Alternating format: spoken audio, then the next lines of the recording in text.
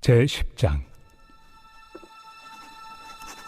너희를 대면하면 유순하고 떠나 있으면 너희에 대하여 담대한 나 바울은 이제 그리스도의 온유와 관용으로 친히 너희를 권하고 또한 우리를 육신에 따라 행하는 자로 여기는 자들에 대하여 내가 담대히 대하는 것 같이 너희와 함께 있을 때 나로 하여금 이 담대한 태도로 대하지 않게 하기를 구하노라. 우리가 육신으로 행하나 육신에 따라 싸우지 아니하노니 우리의 싸우는 무기는 육신에 속한 것이 아니요 오직 어떤 견고한 진도 무너뜨리는 하나님의 능력이라. 모든 이론을 무너뜨리며 하나님 아는 것을 대적하여 높아진 것을 다 무너뜨리고 모든 생각을 사로잡아 그리스도에게 복종하게 하니 너희의 복종이 온전하게 될 때 모든 복종하지 않는 것을 벌하려고 준비하는 중에 있노라. 너희는 외모만 보는도다. 만일 사람이 자기가 그리스도에게 속한 줄을 믿을진대 자기가 그리스도에게 속한 것 같이 우리도 그러한 줄을 자기 속으로 다시 생각할 것이라. 주께서 주신 권세는 너희를 무너뜨리려고 하신 것이 아니요 세우려고 하신 것이니 내가 이에 대하여 지나치게 자랑하여도 부끄럽지 아니하리라. 이는 내가 편지들로 너희를 놀라게 하려는 것 같이 생각하지 않게 함이라. 그들의 말이 그의 편지들은 무게가 있고 힘이 있으나 그가 몸으로 대할 때는 약하고 그 말도 시원하지 않다 하니 이런 사람은 우리가 떠나 있을 때 편지들로 말하는 것과 함께 있을 때 행하는 일이 같은 것임을 알지라. 자, 오늘 말씀 보시면 1절에 너희를 대면하면 유순하고 떠나 있으면 너희에 대하여 담대한 나 바울은 이제 그리스도의 온유와 관용으로 친히 너희를 권한다라고 말하고 있습니다. 이 얘기는 이제 바울이 약간 이제 비꼬듯이 좀 역설적으로 표현을 한 겁니다.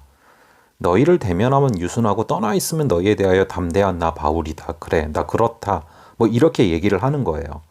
이제 뒤에도 나오지만 이제 사람들이 이 고린도 교회 성도들이 바울을 말하기를 저 사람은 이 편지를 쓸 때는 멀리서 편지를 쓸 때는 이제 10절에 나오잖아요. 무게가 있고 힘이 있지만 직접 만나볼 때는 약하고 그 말도 시원시원하지 않다. 그리고 굉장히 사람이 너무 유순하다. 이렇게 이제 좀 비판을 한 거예요. 글만 이렇게 무섭지 만나보면은 뭐 너무 순하고 사람이 유순하다. 그러니까 이제 바울이 하도 그런 비판을 받는 가운데 이야기를 한 겁니다. 그래, 나는 너희를 대면하면 유순하고 떠나 있을 때 글로 쓸 때만 너희에 대하여서 담대한 그런 바울이다. 하지만 나는 그리스도의 온유와 관용으로 너희에게 나아간다 라고 말을 하고 있는 것입니다. 여러분, 참된 이 지도자 그리고 또 참된 또 하나님의 리더 또 일꾼의 조건 중에 하나가 바로 이 온유와 겸손입니다. 바로 바울이 말한 이 1절의 온유죠. 온유. 여러분이 온유라는 것, 겸손이라는 것, 이것이 여러분 예수님의 속성입니다.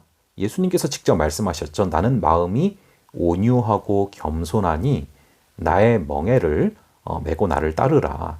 말씀하지 않으십니까? 우리 주님의 속성이에요. 우리 주님은요. 정말 연한 순같이 온유하고 겸손하신 그런 분이셨습니다. 그런데 참 이제 우리 한국 교회도 그래요. 이제 보면은 일반적으로 목소리가 크고 좀 싸납고 뭐 이런 사람들이 리더의 자리에 있는 경우가 굉장히 많아요. 왜냐하면은 교회가 워낙에 착한 사람들이 굉장히 많아요. 쉽게 얘기하면 한 7, 80% 이상은 거의 이제 교회에 나오는 사람들이 착한 사람들이란 말이죠. 그러니까 그 중에 일부가 굉장히 목소리도 크고 싸납고 카리스마적이고 이런 사람들이 있을 때 그 대다수의 사람들이 이렇게 부딪히기도 싫고 그냥 뭐 지는 게 이기는 거지 이런 식으로 하다 보니까 굉장히 목소리가 크고 싸납고 이런 사람들이 이제 중요한 자리에 서게 되는 경우가 많다는 것이죠. 그런데 나중에 보면요. 결국 그런 사람들이 많은 문제를 일으킵니다. 그래서 이제 공동체가 뭐 쑥대밭이 되는 경우도 있어요. 이것이 우리나라의 어떤 좀 속성들도 있죠. 저희가 이제 옛날부터 뭐 일제시대 때부터도 계속 좀 그런 DNA가 있다는 얘기를 하지 않습니까?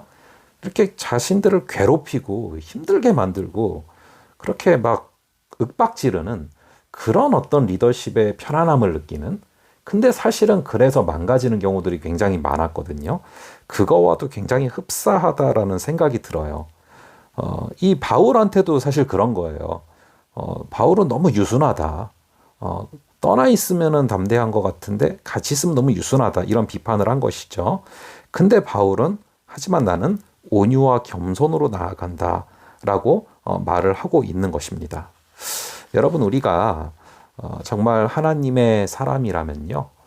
정말 온유하고 겸손함으로 나아갈 수가 있어야 합니다. 우리가 정말 예수님을 닮은 모습, 그 모습이 있어야 되고요. 우리 주님의 마음에 있다라고 말씀하신 그 온유와 겸손으로 나아가야 되는 것이죠.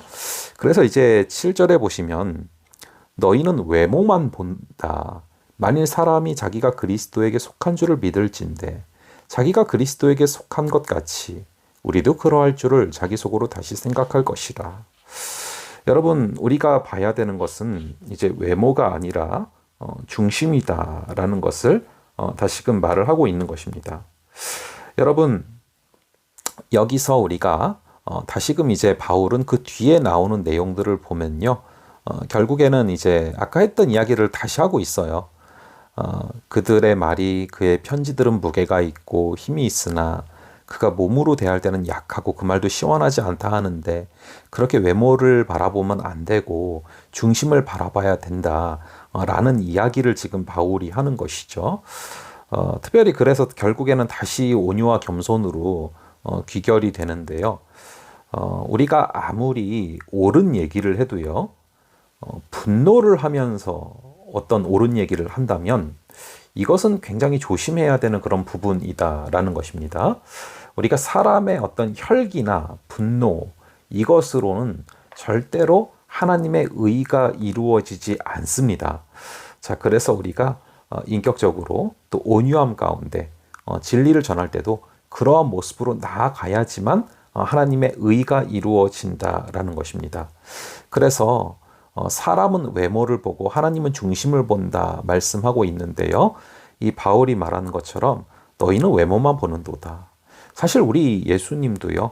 이 외모를 볼 때는 별 볼 일이 없었습니다. 그래서 이제 이사야서를 보면은 그런 내용들이 예언이 되는 거예요. 겉으로 볼 때 매력적인 부분이 없어 보이고 너무 연한 순 같고 밖에서 큰 소리를 내지 아니하고 뭐 이런 기록들이 쭉 있지 않습니까? 자, 그래서 사람도 마찬가지라는 것이죠. 그래서 우리가 정말로 중요한 것은 예수님에게 속한 것이 너무나 중요하다. 그것이 이제 7절에 나오는 내용인 것입니다. 자기가 그리스도에게 속한 것 같이 우리도 그리스도에게 속한 것이 굉장히 중요한 것이다. 이게 결국 이제 중심을 이야기하는 것인데요. 우리가 흔히 이제 이 고린도 후서를 보다 보면은 사도 바울과 거짓 교사들이 마치 주도권 싸움을 한 것 같다라고 볼 수 있는데 사실 그렇지 않습니다. 이 사도 바울은요, 고린도 교회만 바라보지 않았어요. 잘 아시다시피 전도 여행을 계속했습니다. 계속해서 개척을 했습니다. 그러니까 사도 바울은 고린도 교회를 넘어서 땅 끝까지 복음을 전하는 것이 그의 소원이었고 그의 사명이었어요. 그래서 서바나까지 로마를 가고 또 로마를 넘어서 서바나까지 가려고 하지 않습니까? 자, 그렇게 그의 관심은 하나님의 나라입니다. 고린도 교회에만 멈춰 있지 않습니다. 다만 자신이 개척한 교회니까 사랑하는 교회니까 마음이 계속 간 거죠. 거기서 무슨 세를 늘리고 거기서 무슨 왕국을 만들려는 마음이 전혀 없습니다. 자, 그런데 이 거짓 교사들은 오로지 그 고린도 교회 안에서만 자신의 세력을 늘리는 거, 이게 관심사인 거예요. 하나님의 나라에 대해서 관심이 없는 거예요. 이게 여러분 신천지와 굉장히 흡사해요. 거짓 교사들의 특징이. 이 신천지도요 보면은 이 불신자한테는 관심이 없어요. 예. 이 신천지가 타겟팅 삼는 거는요, 이미 예수님 믿고 있는 사람들, 이미 예수님 믿고 있는 초신자, 그래서 막 성경적인 호기심이 많은 사람들. 근데 이제 교회에서 안 가르쳐 주고 하면은 이제 굉장히 관심이 막 많은 상태인데 이제 신천지에서 막 성경 가르쳐 준다고 하니까 막 글로 가는 거예요. 이게 이 고린도 교인들만 상대했던 바로 이 거짓 교사들과 너무나 흡사한 것입니다. 자, 이 바울은 고린도 교회에 많이 관심사가 아니었다라는 거예요. 넘어서서 하나님의 나라를 바라보고 있는 것이죠. 이런 바울은요, 온유하지만 강할 때는 굉장히 또 강한 사람이에요. 여러분, 온유함이란 뜻이 그렇잖아요. 온유함이 무조건 유순하기만 한 게 아닙니다. 이 길들여진 야생마를 묘사할 때 온유함이라는 단어가 쓰여지지 않습니까? 그러니까 강한 힘이 안에 있어요. 그런데 그거를 절제하고 쓰지 않는 겁니다. 그게 온유한 것이죠.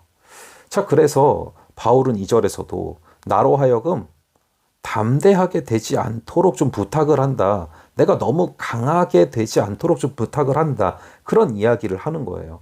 바울은 교회가 잘못되어 가는 것을 볼 때, 교회가 교리적으로 건전하지 않은 곳으로 가는 것을 볼 때는 굉장히 엄했습니다. 싸워야 될 때 싸웠어요. 근데 3절에 보면은 육신에 따라 싸우지 아니하노니. 그러니까 혈기로 싸우지 않았습니다.